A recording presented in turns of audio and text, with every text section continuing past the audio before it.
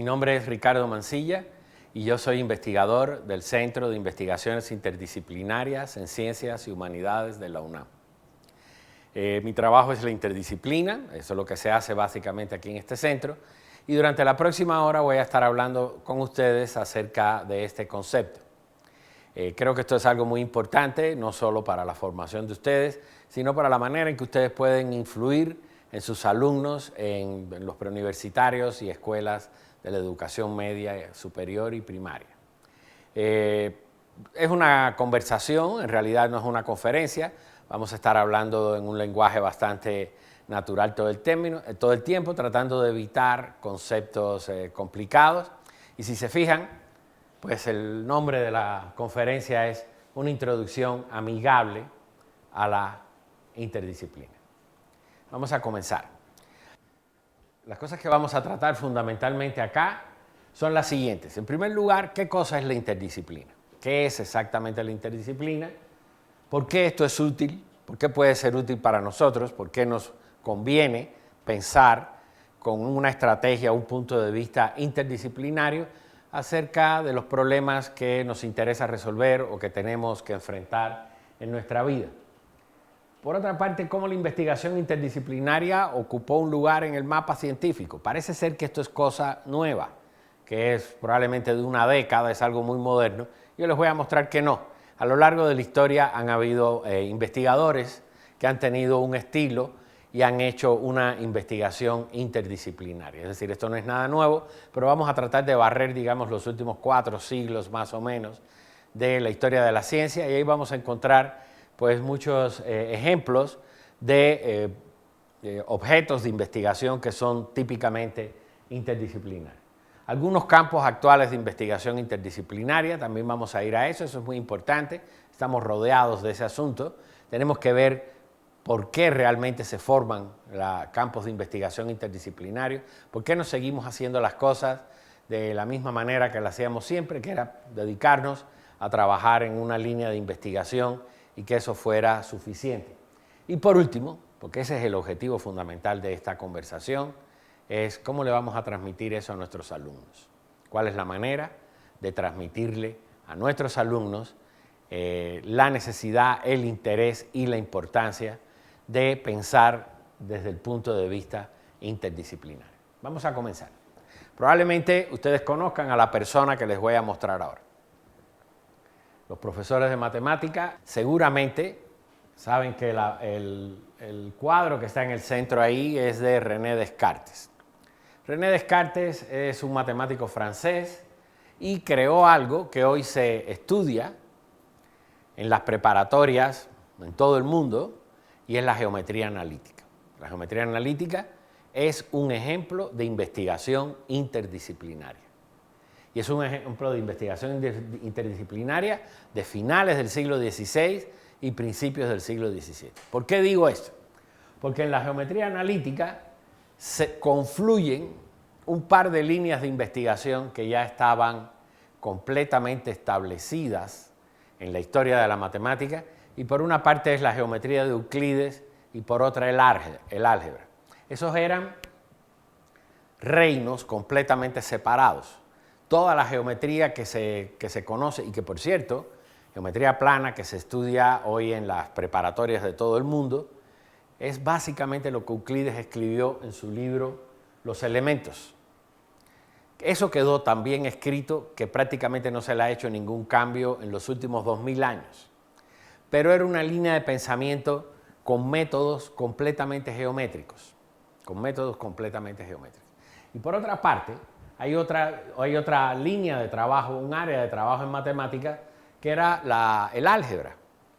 El álgebra tiene sus orígenes, los primeros resultados algebraicos están escritos en tablillas de barro cuneiformes, y se encontraron pues, en la región que hoy es un país que se llama Irak, en particular en lo que hoy es la ciudad de Bagdad, o también en la ciudad de Ur, que ya en este momento no existe. Esa es la cuna de nuestra civilización, y ahí en esa época ya había resultados matemáticos que están relacionados con el álgebra.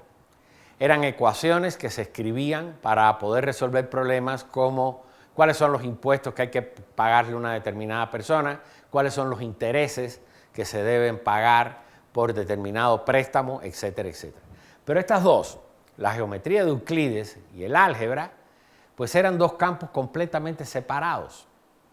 Y la idea genial de Descartes fue lograr una síntesis de esas dos cosas de manera tal que pudiéramos, por una parte, resolver problemas geométricos utilizando técnicas algebraicas.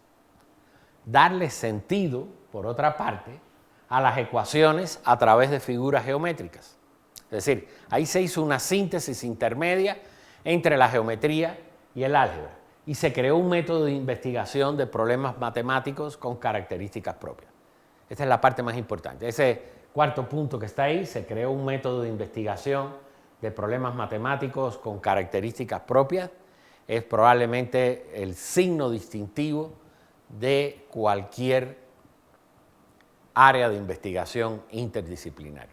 Toma prestado de distintas áreas, lo funde en una nueva síntesis y eso gana vida propia. De eso es lo que se trata particularmente. Bueno, y aquí abajo les tengo puesto, la geometría analítica obviamente es más que la suma, no es simplemente agarrar la geometría de Euclides y todo el álgebra que venía de Irak, es decir, de los antiguos habitantes de esa zona. No es algo más que eso, ahí hay una síntesis, hay una creación de valor nuevo y eso es a lo que me refiero con investigación interdisciplinaria. Entonces vamos a ver ahora una definición. Si usted le empieza a preguntar a las personas que trabajan en este asunto de la interdisciplina, probablemente no se pongan de acuerdo en cuál es una buena definición de qué cosa es el área esta de investigación interdisciplinaria. Coinciden en un grupo de características fundamentales, pero en los detalles de una definición bien precisa, rigurosa y que tenga carácter científico, pues no tenemos una definición universalmente aceptada, por decirlo de alguna manera. Y entonces, pues lo que yo voy a hacer aquí es poner una definición operativa para poder empezar a trabajar y poder seguir conversando con ustedes. Entonces, ¿qué es la interdisciplina? Pues es un área de conocimiento que tiene como objeto de estudio identificar las características y las interrelaciones entre estas características de aquellas áreas de investigación que se desarrollan en la frontera entre dos áreas preestablecidas. ¿Está claro? Fíjense que por eso puse primero el ejemplo de la geometría de Descartes, porque efectivamente la geometría de Descartes, la geometría analítica, es algo que tiene ciertas características, está a mitad de camino, está en la frontera entre un área de investigación que era el álgebra y un área de investigación que era la geometría plana, que venía de los trabajos compilados por Euclides en el libro Los Elementos. ¿Está claro? Entonces es algo que está en el medio. Yo lo que quiero saber cuáles son las características que tienen todos los objetos de investigación que están en la frontera de áreas de investigación preestablecidas. Esa es la primera característica de esta definición que doy. ¿Está bien? Y por otra parte, quisiera llamar la atención que uno no debería de confundir, porque esto es muy común, es un abuso del lenguaje pues bastante frecuente, pues uno no debería de confundir el concepto de interdisciplina con el de campo de investigación interdisciplinaria. Para nosotros, en todo lo que hagamos en esta conversación, interdisciplina es lo que está en el primer párrafo. Tratar de identificar las interrelaciones de las características básicas que son comunes a aquellos campos de estudios que han surgido en la frontera de otros dos. ¿Está bien? Y un campo de investigación interdisciplinaria es un caso particular de esta definición de interdisciplina. ¿Está bien? Entonces, bueno, pues ya habíamos visto el ejemplo de Descartes y ahora les quiero poner otro también, la biofísica. La biofísica es un campo que se produce a mitad de camino y tiene sus orígenes en esto. Se produce a mitad de camino entre todo el área de las ciencias biológicas de finales del siglo XVII, digamos, y los trabajos en física, en particular los que estaban relacionados con la electricidad y el movimiento de los electrones. Por supuesto, hoy la biofísica es un área mucho más amplia que se dedica a hacer estudios señales eléctricas del corazón, del cerebro, utilizando conceptos de la física y herramientas de la matemática, pero también hay muchos trabajos de biofísica relacionados a nivel molecular con la estructura de moléculas, con las características de ciertas moléculas, en particular las proteínas, que es con las que están formados los músculos de nuestro cuerpo. ¿Está bien? Pero al principio todo empezó aquí, ¿no? He puesto aquí algunas figuras, que por supuesto no son las únicas. Los primeros trabajos de biología son de la época de Aristóteles, ¿no? Pero estoy poniendo aquí el caso de Conrad Gessner, que fue la primera persona que escribió un tratado bastante universal acerca de la zoología, de los animales vivos. ¿Está bien? Y por otra parte, pues más que nada pongo a Benjamin Franklin porque es la persona probablemente más conocida de tratar de hacer experimentos con la electricidad, incluso a riesgo de su vida, cuando en medio de una tormenta lanzó una cometa para tratar de bajar la luz de las descargas eléctricas de la atmósfera hasta la Tierra. ¿Está bien? Entonces, por una parte tengo aquí la zoología y por otra parte tengo aquí estudios en física sobre la electricidad. Y lo que se desarrolló a mitad de camino entre esas dos cosas probablemente parta del trabajo de Galvani, que fue la primera persona que observó y reportó ambas cosas, que pues darle descargas eléctricas a los músculos de los seres vivos pues producía movimientos, ¿no? Y entonces pues ahí empieza todo un área de investigación. Fíjense que lo que se produce ahí a mitad de camino entre estas dos áreas es algo que cobra vida propia.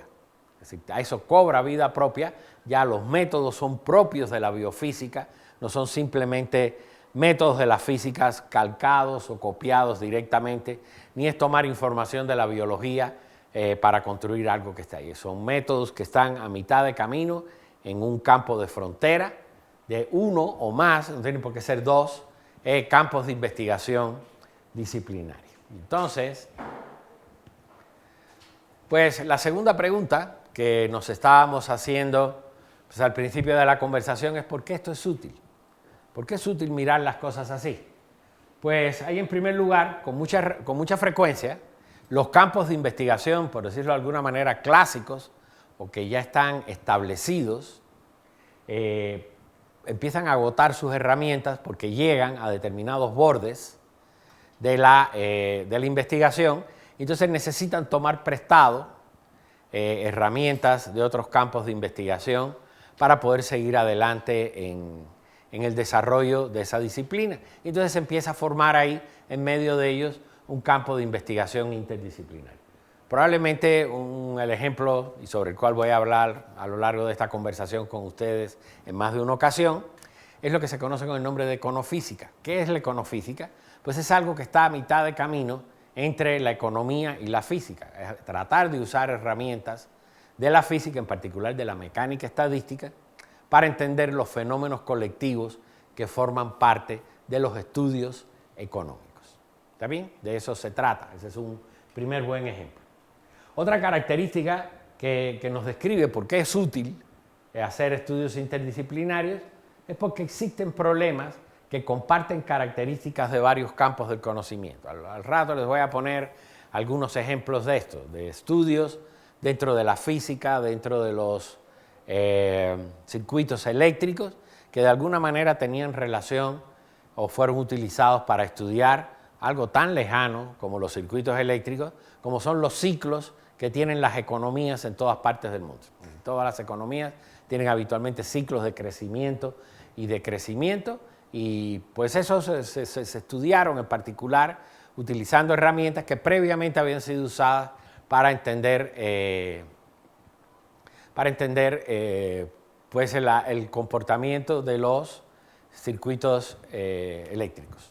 Y por último, la investigación interdisciplinaria, y esto, aunque esté en el tercer lugar, no quiero que le vayan a dejar de brindar máxima atención, porque probablemente sea lo más importante, es la manera de cerrar o de curar el desgarrado tejido del conocimiento humano. Porque los seres humanos hemos tenido la necesidad de dedicarnos a la especialización. El reduccionismo que parte, por cierto, del trabajo de uno de los trabajos de Descartes en particular, fue el que lo expresó con toda claridad. Por primera vez, el reduccionismo no es un lujo, no es sencillamente una manera optativa de atacar muchos problemas. Definitivamente la especialización es algo completamente importante en muchas áreas del conocimiento. Cualquiera de los teléfonos celulares que tienen ustedes es la obra de un montón de especialistas de ramas completamente distintas del conocimiento humano, que han tenido que especializarse mucho para poder producir ese objeto que es tan útil para la sociedad moderna como son los teléfonos inteligentes. Pero si empezamos a ver cuántas cosas confluyen ahí, y es lo que les quiero mostrar ahora, pues son un montón, como podrán ver. Porque por una parte, para que un teléfono celular funcione bien, tiene que haber, o se han tenido que desarrollar investigaciones en un área de la física que se llama la materia condensada. Hay que construir semiconductores, hay que construir superconductores también, para que los circuitos se puedan miniaturizar, se puedan meter dentro del pequeño objeto que es un teléfono. Entonces hay personas que trabajan en esa dirección, que lo único que saben es, o lo único prácticamente que conocen es esta área de conocimiento, trabajan en materia condensada y esos son algunos de ellos. Pero por otra parte, para poder transmitir las ondas de radio por las cuales pasa nuestra voz y pasan datos y pasan imágenes, etcétera, etcétera, pues hay que entender el electromagnetismo.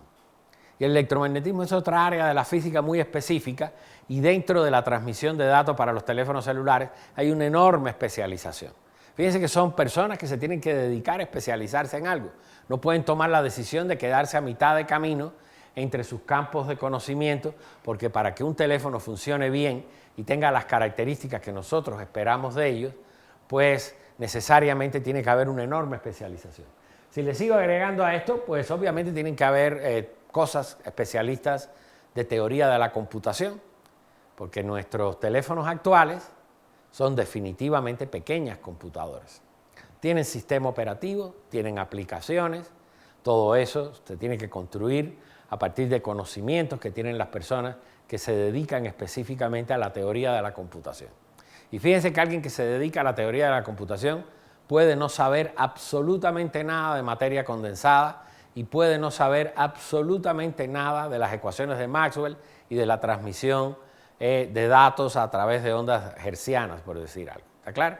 Esa es también otra fuerte especialización en este problema. Y por último, pues obviamente diseño industrial, porque para que ese teléfono quede chico, sea lo más fino posible, sea resistente para meterlo en el bolsillo, soporte el agua, etcétera, etcétera, todas esas cosas implican pues, que tiene que haber un cuidadoso diseño del objeto que se va a vender. Y ahí no estoy agregando, por ejemplo, después los problemas de mercadotecnia, porque ya el teléfono está hecho, está muy bonito, pero ¿cómo se lo vendo a alguien? Está claro, necesito vendérselo a alguien, esa otra persona tiene que saber cómo tratar con los deseos de las masas de personas para poder venderle adecuadamente el teléfono que nos interesa vender, pero ese que trabaja en mercadotecnia no tiene por qué saber nada de materia condensada, ni de ecuaciones de Maxwell, ni de diseño industrial. Son personas que se han tenido que dedicar inevitablemente a tareas muy, muy especializadas.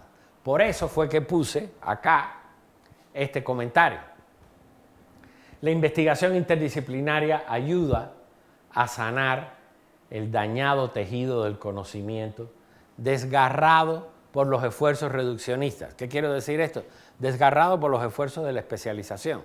No queda más remedio. Tenemos que vivir en un trade-off, en una balanza en la cual, por una parte, tenemos que tener una especialización cada vez más grande y, por otra parte, deberíamos intentar cerrar los huecos que están quedando producto de esas líneas de investigación que son inevitables.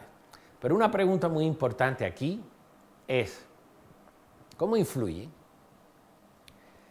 el trabajo al cual se dedican las personas, los trabajos a los cuales se dedican las personas, las áreas de especialización en la cual trabajan, en su concepción del mundo, en su punto de vista acerca de la realidad?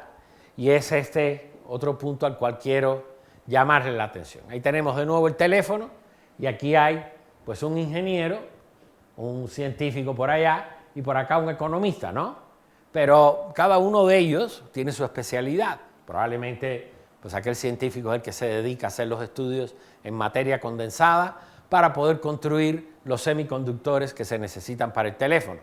Pero pasarse la vida en el laboratorio, pensando en ese tipo de cosas, de alguna manera tiene que influir en su visión del mundo. Cuando él toma por la mañana el periódico y se lee una noticia, su perspectiva de lo que está pasando en la realidad no tiene por qué ser igual que la de pues, este señor que se dedica a las finanzas y que lo que está pensando es ver cómo se coloca el teléfono en el mercado, cuánto es el precio adecuado para venderlo, cuáles son los costos o los beneficios de este proyecto, etcétera, etcétera. Cuando este otro señor especialista en finanzas se levanta por la mañana y toma el mismo periódico que el científico, su concepción del mundo, su percepción de los fenómenos de la realidad, no tiene por qué ser igual que la del científico anterior. ¿Está claro? Bueno, y por último, quisiera ahora pasar a mostrarles, esto es un panorama muy grande y son dos áreas que prácticamente nadie se podía imaginar a principios del siglo XX que estuvieran relacionadas entre sí. ¿Está bien? Son las áreas de la economía y de la física en particular, ¿no? Uno se pasa la vida viendo pues, lo que los economistas dicen, ¿no?, acerca de la realidad, y con los economistas pasa algo similar a lo que pasa con los meteorólogos, ¿no? Los meteorólogos dicen que va a llover y entonces después no llueve, nadie les tiene confianza, le dice hoy salga con el paraguas y entonces hace un sol radiante, al otro día le dice pues llévese unos lentes de sol que hoy va a ser tremendo sol y entonces resulta que caen unos aguaceros tremendos, ¿no? Eso no es culpa de los meteorólogos, ¿no? Es que el fenómeno que están estudiando es muy complejo. Y efectivamente pasa lo mismo con los economistas también, ¿no? Los economistas a veces dicen, pues, ya no se va a caer el mercado y 2 días después está en el piso. A veces uno cree que están mintiendo y otras veces cree que son unos ineptos, pero en realidad lo que pasa es que están estudiando fenómenos realmente muy, muy difíciles, que tienen ciertas características difíciles de controlar y por eso tenemos habitualmente esos problemas. Pero después que se terminó, por decirlo de alguna manera, la Guerra Fría, a finales de los años 80 del siglo pasado, pues entonces muchos físicos se quedaron sin trabajo, porque ya no hacía falta hacer un esfuerzo en el campo militar tan grande como el que estaba ocurriendo durante décadas anteriores, durante toda la Guerra Fría. Y entonces, pues con una buena formación teórica no encontraron lugares donde meterse y empezaron a trabajar en economía y crearon un campo de investigación que está a mitad de camino entre esas dos cosas. ¿Está bien? Es decir, tomaron prestado herramientas de la física para entender fenómenos económicos. Entonces, pues seguramente todos ustedes han oído hablar de las bolsas de valores, ¿no? Cada día en los noticieros, lo mismo en la mañana que en las noches, le dedican un ratito pues, a hablar de lo que está pasando en las finanzas y nos dicen que el Dow Jones subió y que el dólar está ahora más caro que el día anterior, o que el IPC está un poco más abajo que lo que había estado el día de ayer, y que eso es consecuencia de un montón de cosas. Y ese fenómeno es realmente un fenómeno muy, muy complicado. Realmente es un fenómeno muy complicado que quedaba completamente fuera del alcance de las herramientas tradicionales de los economistas para entenderlo. Y entonces, pues se tomaron prestado una metáfora de la física, que es algo que se llaman las caminatas aleatorias, ¿no?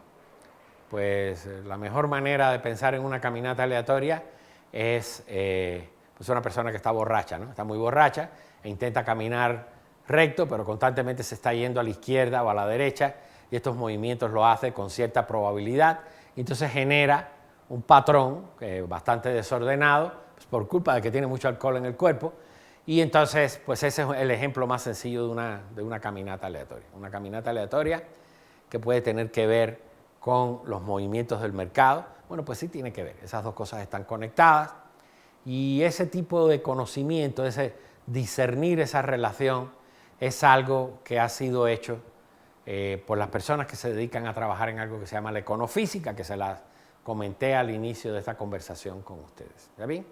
Y eso que ustedes tienen ahí es un panorama de todas las áreas donde en este momento hay investigación interdisciplinaria en la frontera entre la física y la economía. ¿Está bien? Ver, por ejemplo, cómo se comportan las series financieras. Por otra parte, pues, cuál es la mejor manera, la manera correcta de hacer inversiones en los mercados. Y por último, a esto que menciono aquí con el nombre de modelos macroeconómicos, pues sencillamente lo que estoy tratando de referirme es a los movimientos de largo plazo que tienen las variables económicas, de las cuales nos hablan todos los días también en el noticiero, cuando nos dicen que la inflación subió, o cuando nos dicen que el Producto Interno Bruto de nuestro país creció, o cuando nos dicen que las tasas de interés hay que subirlas, porque las subieron en Estados Unidos, pues eso son cosas de carácter macroscópico, macroeconómico, y esas son áreas de investigación que en este momento pues están relacionadas entre sí y se están siendo estudiadas con herramientas que están, digamos, a mitad de camino entre la economía y la física. ¿Está bien?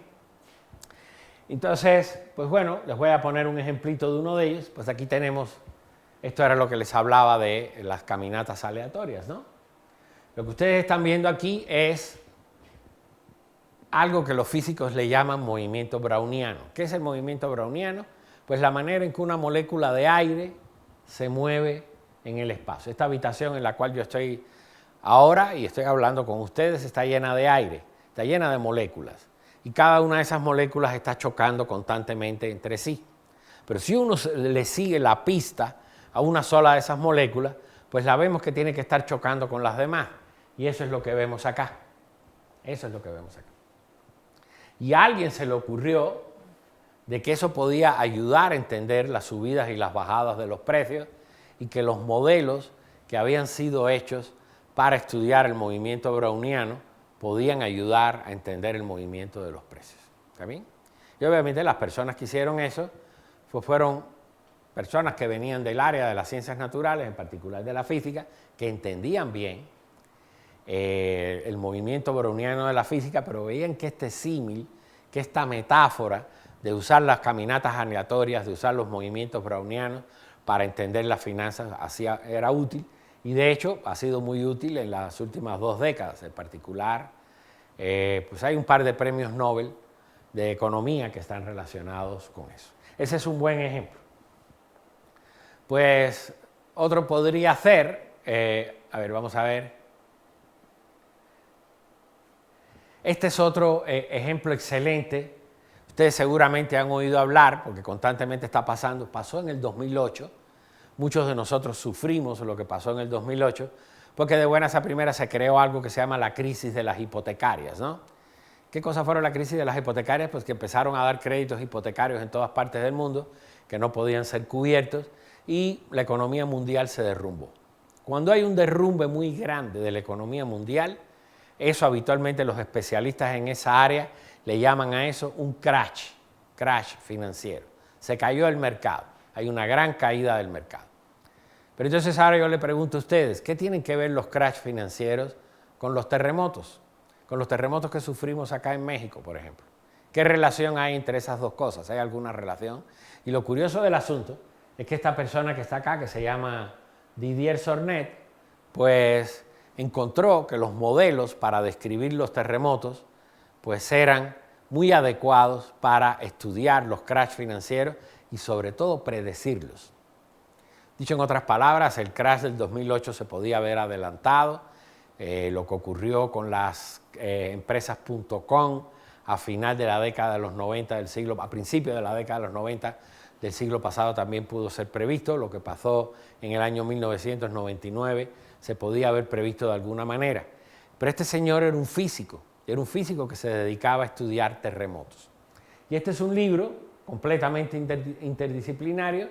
Su título está ahí en inglés y es ¿Por qué los mercados financieros se caen? Y la manera en que él explica por qué esto ocurre es básicamente usando técnicas de física que han sido usadas durante décadas para estudiar los terremotos. En particular algo que se llama la ley de Benioff. ¿Está bien? ahí está ese asunto. Bueno, y ahora pues quisiera mostrarle esta última aplicación, ¿no? Que está acá. Si usted le pregunta a alguien que sepa un poco de inversiones, probablemente la frase más común que le diría es esta que yo voy a repetir ahora: no pongas todos tus huevos en una misma canasta. ¿Qué quiere decir no poner todos los huevos en una misma canasta? Es no pongas todo lo que tienes en un mismo empeño, porque si las cosas salen mal, pues no vas a tener con qué cubrirte, ¿no? Si tienes un poco de dinero, pues pon un poco en las quesadillas de la esquina y guarda el otro dinero para ponerlo en otra cosa, pero no lo pongas todo en el mismo empeño porque podría ser que las cosas salieran mal. Ese es el principio básico de la inversión desde finales del siglo XVI. Hay datos precisos de que las primeras personas que se dieron cuenta que esta era la manera correcta de hacerlo lo hicieron a finales del siglo XVI. A eso se le llama hacer portafolios. Cuando uno oye hablar en economía de portafolios, lo que está pensando es en conjunto de inversiones, pero en distintas cosas a la vez. Entonces la pregunta es, pues si yo tengo 1,000 pesos y tengo idea de poner un poco de dinero en el negocio de quesadillas de la esquina de mi casa y también voy a poner otro dinero con un amigo para comprar un auto y ponerlo a trabajar en Uber, o que sea un taxista, o que sea un taxi, pues ¿cómo arreglo eso? ¿Cómo divido ese dinero? Entonces, optimizar eso siempre ha sido una tarea muy difícil. Pero a finales de la década de los 90 del siglo pasado, un par de físicos se dieron cuenta de que había una teoría en física que se llama de matrices aleatorias que podía ser muy útil para hacer eso. De hecho, es mejor que todo lo que los economistas anteriores habían hecho. Perdón, es la mejor manera de enfrentar el problema de dividir el dinero de las inversiones. Y eso está relacionado con un trabajo de un premio Nobel de Física que se llamaba Eugene Wigner. Como ven, esto de nuevo es un campo de investigación interdisciplinaria. Bueno, esto me lo voy a saltar porque está un poquito pesado. Y entonces quiero dedicar un poco más de tiempo a algo que está más cercano a ustedes. Y es en particular, pues, cómo le transmitimos esto a nuestros alumnos. De qué manera estimulamos a nuestros alumnos a que se interesen por pensar en proyectos que tengan un espíritu interdisciplinario. Pues lo primero que hay que hacer es buscar problemas en la comunidad que tengan características que puedan darse para hacer esta investigación. En particular, podría ser el problema de la escasez de agua, o de la calidad del agua, o de los desechos industriales, etcétera, etcétera. Fíjense que cualquiera de esos dos problemas, por ejemplo, el problema de los desechos, si uno lo quiere entender bien, pues lo primero que tiene que hacer es cuál es el impacto sobre la ecología de estos desechos que yo estoy botando, ¿no? Entonces, bueno, en primer lugar ahí, pues hace falta biólogos que hagan una evaluación de cuáles son los efectos. Después, bueno, ya tengo los desechos ahí, ¿cómo logro que se degraden? Pues ahí hace falta personas que tengan habilidades en química para poder hacer cosas para degradar estos desechos. Y por último, el problema es, bueno, ¿y cómo castigo a aquellos que de alguna manera siguen tirando desechos o no quieren ayudar a este asunto? Bueno, pues hay que formular leyes, y para formular leyes necesitamos un abogado o personas que tengan que ver con las ciencias jurídicas. Entonces, en un problema de tratamiento de desechos, rápidamente, sin hacer un gran esfuerzo, pues necesitamos, por una parte, biólogos para que entiendan el impacto sobre el medio ambiente, dos, químicos o personas relacionadas con esta área que de alguna manera nos digan cómo podemos degradar estos desechos o cuál es la forma de controlar los tiempos de degradación, que ese también es un problema importante, y por último, establecer un marco legal donde todas estas cosas funcionen bien. ¿Está bien? Esa podría ser una manera. Pero para que eso funcione bien, lo mejor es hacer grupos, ¿no? Y por eso pongo ahí en segundo lugar la creación de equipos con diferentes cualidades y aptitudes. ¿Está bien? Entonces, deberían de ser personas que tuvieran intereses distintos, probablemente uno los pueda identificar dentro del conjunto de nuestros alumnos, personas con intereses distintos, y formar grupos donde en cada uno de ellos haya intereses distintos. De hecho, si ustedes van a ensayar primero la construcción de equipos interdisciplinarios o el ataque de problemas interdisciplinarios, pues este sería un buen consejo también, ver personas que tengan aptitudes distintas. Después, estos problemas, discutir estos problemas y observar las diferentes facetas del problema. Cuando me refiero a las facetas del problema, voy a volver al ejemplo de los desechos y digo de nuevo eso, cuál es el impacto sobre la ecología, para eso necesito un biólogo, cómo degrado estos desechos, necesito a alguien de química, cómo formulo un marco legal. Esas son las diferentes facetas que puede tener este problema. ¿Está bien? Y que cada una de esas facetas va a ser abordada por una persona con una especialidad, en este caso con una aptitud o una proclividad diferente en cada uno de los casos. Y por último, pues elaborar pues, un informe o un estudio donde se arriben a conclusiones que deben ser tomadas por todas estas personas a la vez. ¿Está bien?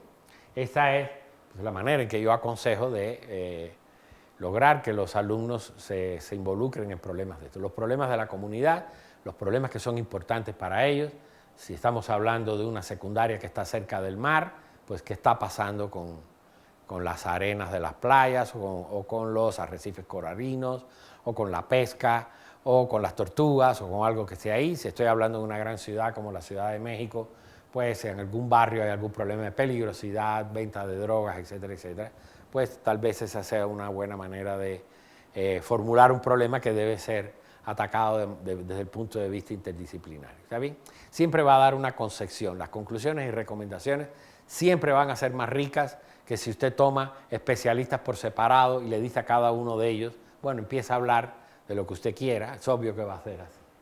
Por último, sí les quisiera comentar que esta presentación la pueden completa. Como ustedes ven en la presentación hay mucho más de lo que yo he estado hablando acá con ustedes, pero la presentación completa la pueden bajar de esa liga que les estoy poniendo ahí va a estar completamente y pues les agradezco mucho. Yo trabajo aquí en el CEICH, ustedes me pueden encontrar en la lista de investigadores y mi correo electrónico también, o dejarme mensajes en esa página que yo les mencioné ahí y yo con gusto pues contestaré las dudas o las inquietudes que ustedes tengan. Muchas gracias.